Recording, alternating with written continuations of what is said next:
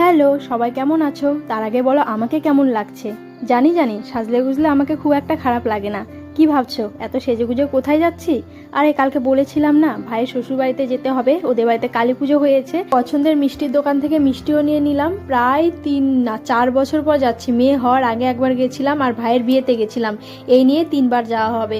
তো তেল ভরে নিতে হচ্ছে, কারণ ভাইয়ের শ্বশুর বাড়ি থেকে ঘুরে তারপর আবার আমরা যাব হচ্ছে বললা মেলাতে। অনেকটা পথ যেতে হবে, জন্য ফুল ট্যাঙ্কির তেল ভরিয়ে নিয়ে যাচ্ছি। দেখো চারিদিকে ধান খেতে এত সুন্দর লাগছে। আর মেয়ে এসেই দেখো ওর মামির হাতে মিষ্টি টোপলাটা ধরিয়ে দিল। আর এই হচ্ছে মা, সবাই প্রণাম করে নাও। তো এদিকে মাইমারা সবাইকে খেতে দিচ্ছে, মানে আশেপাশে অনেককেই নিমন্ত্রণ করেছিল। কালকে যেহেতু পাঠা কেটেছিল, পাঠা বলে দিয়েছিল। তো এখন ভাই বউ আমাদের দেখো সেবা যত্ন করতে লেগে গেছে।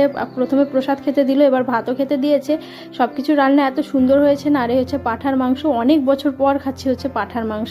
খাওয়া দাওয়া কমপ্লিট করে এখন একটু ঘুরতে বেরিয়েছি, কারণ আমার ভাইয়ের শ্বশুর